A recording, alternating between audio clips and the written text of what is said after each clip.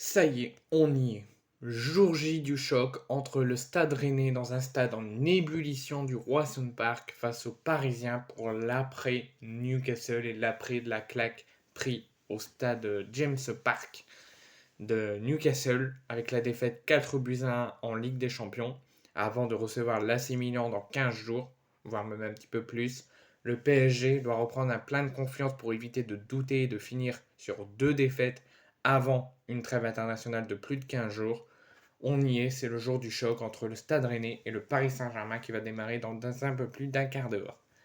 Fin de cette 8e journée avant une nouvelle arrêt de 15 jours et un retour le week-end du 20 octobre pour la 9e journée de Ligue 1.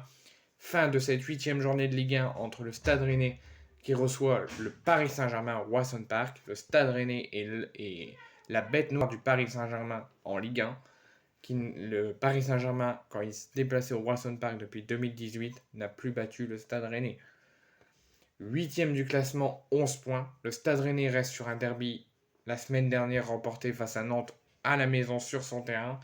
3 buts à 1 dans une ambiance incandescente. De son côté, le club de la capitale, qui est seulement 5e avec seulement 12 points en 8 journées, est un total bien loin des standards habituels du championnat, sachant que la saison dernière, le PSG avait déjà plus de 20 points, 25 points et a fini premier et est resté premier toute la saison. Le PSG vit également une semaine difficile, avec un point d'orgue de la claque et de la défaite étriante à Newcastle 4 buts à 1. Un sursaut d'orgueil est attendu pour les champions en titre. Cette affiche sera bien évidemment diffusée uniquement sur Amazon Prime Video. Au niveau des compositions d'équipe, Bruno Genesio ne change absolument rien. Il y organise son 11 de départ classique avec un 4-3-3. Rien de très surprenant concocté par le coach René. Ryder est préféré à Enzo Lefebvre au milieu de terrain. Terrier n'est pas encore apte à débuter, prend la place sur le banc. Et c'est le trio Blas, Galimundo, Gouiri qui débute.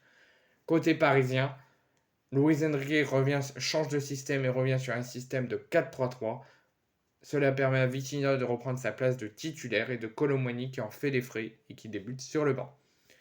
Donc je vais bien vous préciser la compo. Donc Mandanda au but côté Rennais, Assignon, Bellocian à gauche, Assignon à gauche, Omar Itea en défense centrale, Bellocian à droite, Matic, Bourigeaud, Raider au milieu avec Bourigeaud en tant que capitaine et attaque à 3, Blas, Kalimundo, Gouiri.